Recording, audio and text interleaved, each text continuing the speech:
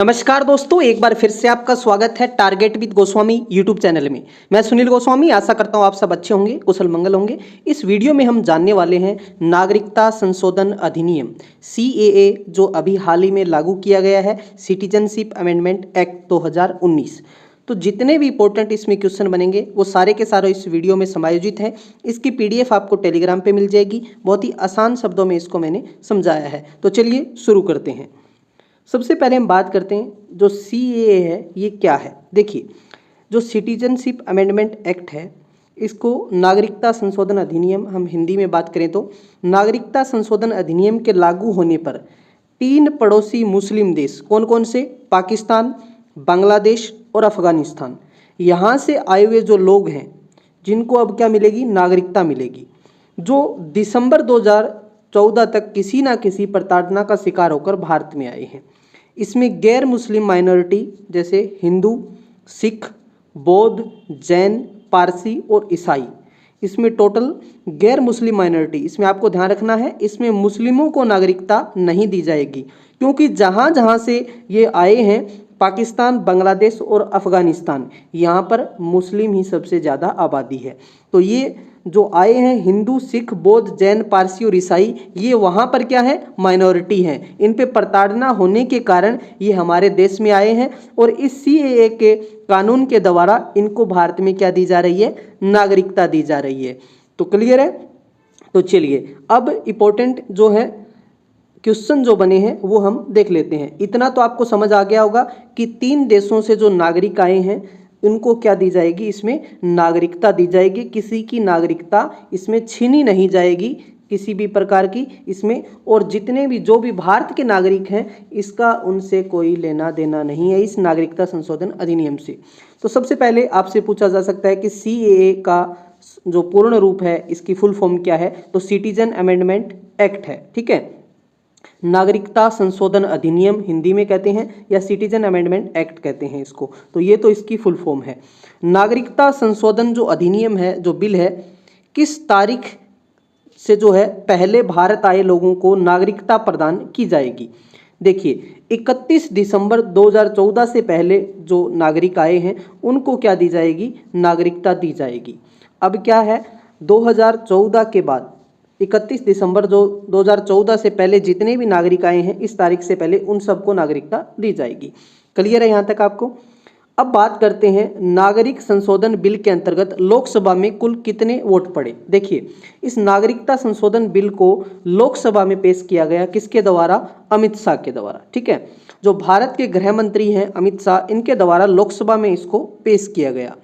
और लोकसभा में क्या हुआ, इसके पक्ष में कितने वोट पड़े, 311, और विपक्ष में कितने पड़े, 80 वोट पड़े। मतलब ये क्या हो गया, यहाँ पर लोकसभा में पास हो गया। ठीक है, अब क्वेश्चन आपसे बनता है कि ये लोकसभा में जो बिल है, लोकसभा में नागरिक संशोधन बिल कब पास हुआ, ये क्वेश्चन पूछा जाएगा।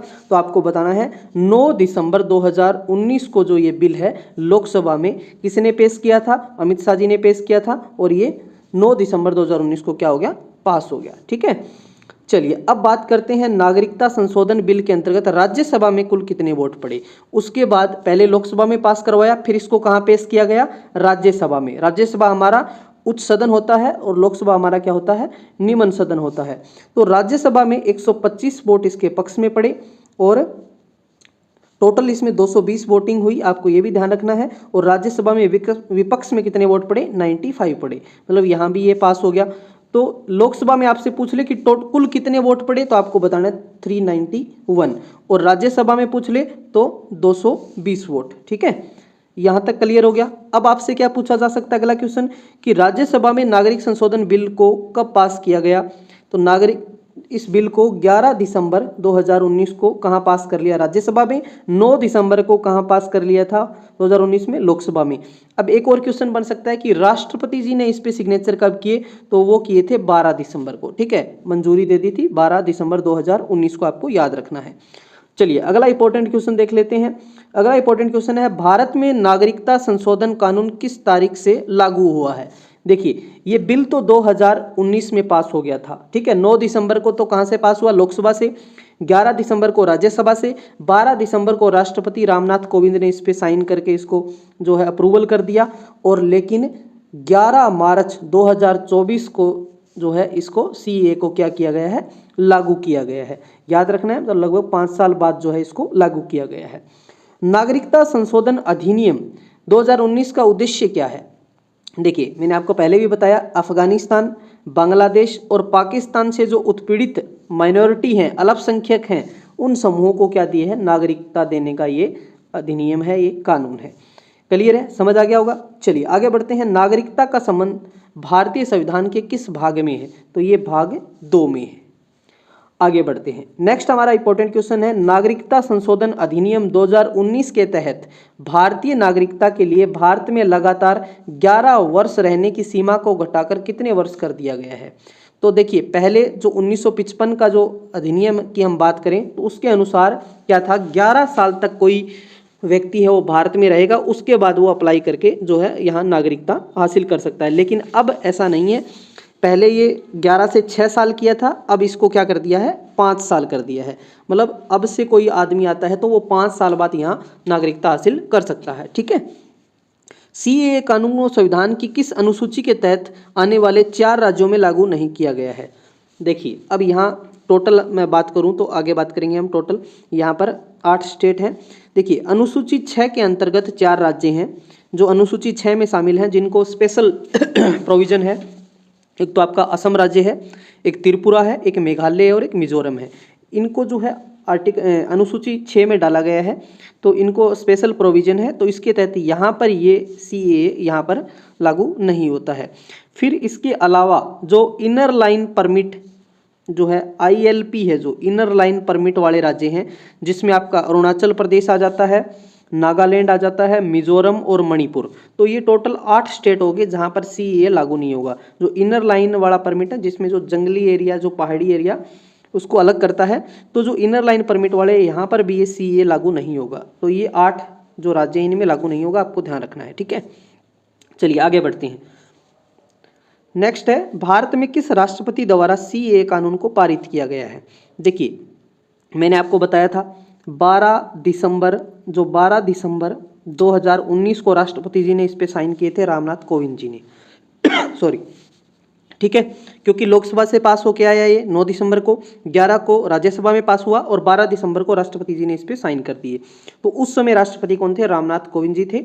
आज कौन है? द्रौपदी मुर्मू जी हैं। ठीक है, चलिए आगे बात करते हैं। नागरिकता जो अधिनियम है 1955 में कितनी बार जो है संशोधन किए गए हैं, अमेंडमेंट किए गए हैं? आप सब जानते हैं, हम अमेंडमेंट होता है आर्टिकल 368 के अंतर्गत।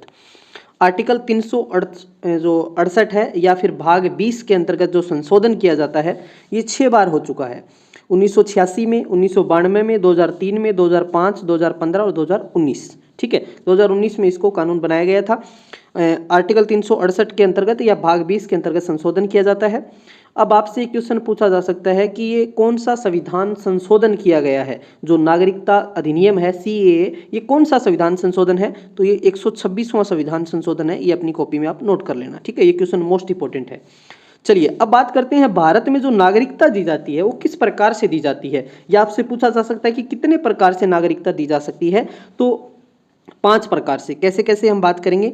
देखिए, जन्म के द्वारा जो नागरिकता दी जाती है, या फिर रक्त के आधार पे, ब्लड रिलेशन के आधार पे, या फिर देशीकरण द्वारा नागरिकता दी जा सकती है, या फिर पंजीकरण द्वारा नागरिकता, या फिर जैसे क्षेत्र मतलब कोई एरिया है जो भारत में शामिल कर लिया गया तो उसके आधार पे भी नागरिकता, मतलब इन 5 टाइप्स से जो है यहाँ पर नागरिकता दी जा सकती है। ठीक है, चलिए अगला हमारा इंपॉर्टेंट क्वेश्चन है, नागरिक संशोधन बिल कितने अल्पसंख्यक समुदायों को नागरिकता प्रदान करेगा?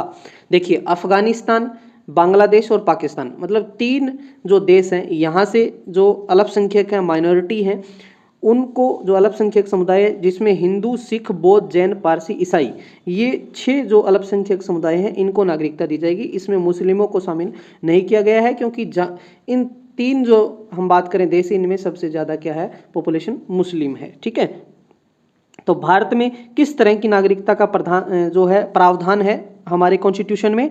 तो ये है एकल नागरिकता का प्रावधान, जो किस देश से लिया गया है? ब्रिटेन देश से लिया गया है। अगला क्वेश्चन है, भारतीय संविधान के किन अनुच्छेदों में नागरिकता संबंधी प्रावधान किए गए हैं? तो नागरिकता जो देने के जो प्रावधान हैं वो अनुच्छेद 5 से 11 में है, 5 से 11 में आपको ध्यान रखना है। और जो संविधान संशोधन है वो आर्टिकल 368 के तहत किया जाता है। ठीक है, नागरिकता संबंधी प्रावधान किस में है? आर्टिकल 5 से लेके 11 तक है। तो ये थे मोस्ट इंपॉर्टेंट क्वेश्चन जो CAA से रिलेटेड बने थे, आपके सिटीजनशिप अमेंडमेंट एक्ट से। जो सिटीजन अमेंडमेंट एक्ट है इसमें जो क्वेश्चन बने, आपको अच्छे से मैंने सारे के सारे क्वेश्चन करवा दिए हैं, इनसे बार कोई क्वेश्चन बनेगा नहीं। ठीक है, तो यही मोस्ट इंपॉर्टेंट क्वेश्चन थे। तो वीडियो को जितना हो सके इसको अपने दोस्तों के साथ शेयर करें। PDF आपको टेलीग्राम पे मिल जाएगी, टेलीग्राम का लिंक डिस्क्रिप्शन में है। तो मिलते हैं नेक्स्ट वीडियो में, तब तक के लिए धन्यवाद। जय हिंद, जय भारत।